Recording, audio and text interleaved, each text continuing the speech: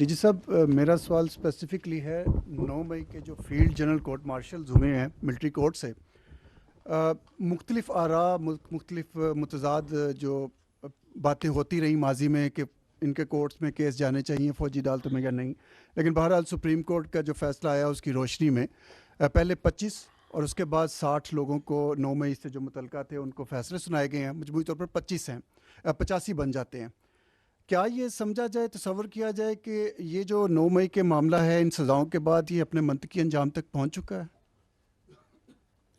دیکھیں جی، 9 مئی کے بارے میں جو افواج پاکستان کا جو پوائنٹ آف ویو ہے وہ بڑا واضح ہے، غیر مبہم ہے اور مستقل ہے، اور وہ یہ ہے کہ 9 مئی افواج پاکستان کا مقدمہ نہیں، یہ عوام پاکستان کا مقدمہ ہے۔ یہ بات کلیئر ہونی چاہیے ہمیں، اس لیے کیونکہ اگر کوئی جتھا، کوئی مسلح گروہ، کوئی پرتشدد گروہ اس طریقے سے اپنی مرضی اور سوچ اور مسلط کرنا چاہے معاشرے پہ، اور اس طرز عمل کو قانون کے مطابق اور آئین کے مطابق نہ روکا جائے، تو آپ کے ہمارے اس معاشرے کو ہم کس طرف لے کے جائیں گے؟ جہاں تک آپ نے سزاؤں کا ذکر کیا، دیکھیں 2023 میں اعلیٰ عدلیہ کے فیصلے کی روح میں جو عمل تھا ملٹری کورٹس میں جن لوگوں کو ریفر کیا گیا تھا وہ منجمد کر دیا گیا۔ حال ہی میں جب یہ 7 رکنی بینچ نے اس کے اوپر فیصلہ دیا تو اس کی روشنی میں سزائیں سنانے کا عمل اب مکمل کیا جا چکا ہے، اور اس کے اندر مروجہ قانون کے تحت ثبوت اور شواہد کے مطابق اور تمام قانونی تقاضوں کو پورا کر کے وہ تمام لوگ جو 9 مئی کی ہنگامہ آرائی میں ملوث تھے اور جن کو قانون کے مطابق ملٹری کسٹڈی میں ریفر کیا گیا تھا ان کو سزائیں دینے کا عمل، اور مستقبل میں بھی کوئی اس طرح کے معاملات میں اگر انوالو ہوگا تو اس کو آئین اور قانون کے مطابق باصورت سزا ملے گی۔ جو آپ نے سوال کیا اس کی توسط سے میں یہ پوائنٹ ضرور کہنا چاہوں گا کہ یہ جو 9 مئی اس کے جو سزائیں ہیں اس سے جڑے ملٹری کورٹ سے جڑے جو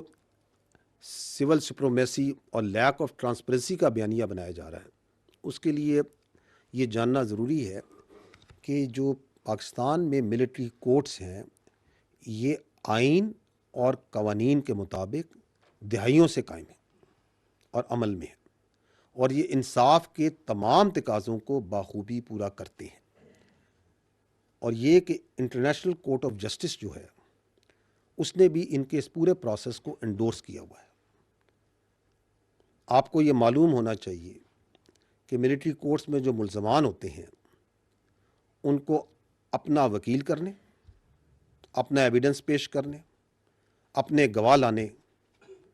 کراس ایگزامینیشن کرنے اور دیگر تمام قانونی حقوق مکمل طور پہ حاصل ہوتے ہیں، اور اگر سزا ہو جائے اور وہ مجرم اور تو ان مجرموں کو نہ صرف یہ کہ کورٹ آف اپیل میں چیف آف آرمی سٹاف سے پٹیشن کر سکتے ہیں، ہائی کورٹ میں اپیل اور سپریم کورٹ میں اپیل کا بھی انہیں حق حاصل ہے، اور یہ بھی آپ کے سامنے مسلمہ حقیقت ہے کہ یہ فیصلے بھی قانونی طور پہ صرف اس سے سنائے گئے ہیں جب سپریم کورٹ نے ان کو سنانے کا حکم جاری کیا۔ تو یہ سوال یہ ہے کہ پھر یہ جو بیانیہ ہے یہ بنتا کیوں ہے؟ وہ اس لیے بنتا ہے کہ یہ 9 مئی کے سانحے سے جڑے واقعات ہیں، ان کا جب کوئی قانونی طور پہ اور اخلاقی طور پہ جواز نہیں ہے اور اس کو آپ کسی طریقے سے ڈیفینڈ نہیں کر سکتے، تو پھر ملٹری کورٹس کا جو پروسیس ہے اس پہ ایک پروپیگنڈا بنایا جاتا ہے۔ جبکہ دلچسپ بات تو یہ ہے کہ کچھ عرصہ پہلے جو ابھی ناصر اس پہ بات کر رہے ہیں وہ خود ان کورٹس کے بہت بڑے دائی ہوتے تھے۔ اور اگر انٹرسٹنگلی میں آپ کو ایک اور چیز آپ کے توسط سے بتاتا ہوں کہ کچھ عرصہ پہلے تو یہ بیانیہ بنایا جا رہا تھا کہ یہ جو احتجاجی انتشاری ہیں یہ تو ایجنسیوں کے بندے ہیں، یہ تو پلانٹڈ لوگ ہیں،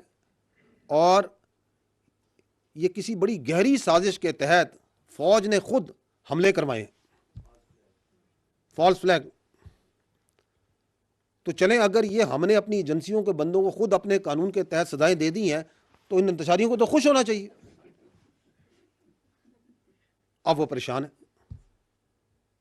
اس لیے کیونکہ اپنے اقتدار کی ہوس میں وہ منافقت اور فریب کی آخری حدوں کو کراس کر چکے ہیں. دس از دی پرابلم. اور اب یہ جو اینٹی ٹیررسٹ کورٹس ہیں ہم یہ چاہیں گے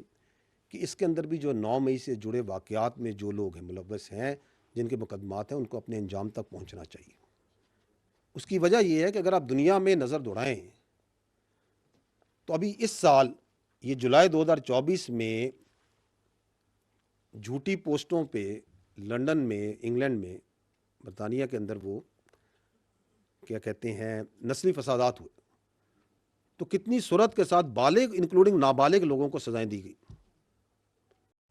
2020 میں جب کیپٹل ہل پہ حملہ ہوا تھا تو سینکڑوں لوگوں کو کتنی سپیڈ کے ساتھ سزا دی گئی. اس سے پہلے آپ کو لندن رائٹس یاد ہوں گے آئی تھنک 2011 1200 سے زیادہ لوگوں کو سزائیں دی سپیڈی جوڈیشل سسٹم نے. 2020 میں یا نہیں 2023 میں آئی تھنک وہ فرانس کے فسادات ہوئے 700 سے زیادہ لوگ کورٹس بیٹھے دنوں میں انہوں نے سزائیں سنائی. اور باہر کے ملکوں میں بھی باشمول امریکہ اور برطانیہ میں جس طرح پاکستان میں ملٹری کورٹس ہیں وہ بھی ان کے قوانین کے مطابق بخوبی اپنا کام انجام دیتے ہیں. تو کہنے کا مطلب یہ کہ اگر آپ حقائق کو دیکھیں تو باہر کی دنیا میں اسپیشلی مغربی ممالک میں جو سیاسی انتشاری ہیں ان کو کوئی سپیس نہیں دیتا. نہ کہ ان کو سپیس دیں اور بلکہ مزید ان کو انتشار پہ سیاست کی اجازت دی جائے. اور یہ جو بچے ہیں جو آپ نے بات کی یہ تو نوجوان بچے جن کو زہریلا پروپیگنڈا کر کے جن کو ریاست کے خلاف اداروں کے خلاف کھڑا کیا گیا ان کے جو والدین ہیں اور پیار کرنے والے ان کے محبت کرنے والے ہیں ان کو یہ دیکھنا چاہیے کہ کس طرح ان کو استعمال کیا گیا اپنے مخصوص سیاسی ایجنڈے کے لیے اپنے اقتدار کے لیے اپنے مقاصد کے لیے اس کی بھین چڑھایا گیا. یہ نوجوان تو ہمارا اثاثہ ہے. بجائے اس کے کہ ان کو تعمیری سوچ دی جائے تعلیم دی جائے ان کو سکلز دی جائیں کچھ لوگ اپنی سیاست کے لیے ان میں زہر ڈالتے ہیں زہریلے پروپیگنڈے سے ان کے اندر کرتے ہیں. تو جو اس بیانیے اور پروپیگنڈے کی بنیاد رکھتے ہیں اصل ملزم تو وہ ہیں. اور اسی لیے انصاف کا سلسلہ اس وقت تک چلے گا جب تک 9 مئی سے جڑے منصوبہ ساز اور اصل گھنونے کرداروں کو آئین اور قانون کے مطابق کیفر کردار تک نہیں پہنچایا جائے گا. کیونکہ پاکستان اور پاکستانی قوم اس جیسے کسی سہانے اور ایسی انتشاری سیاست کی اجازت نہیں دے سکتی.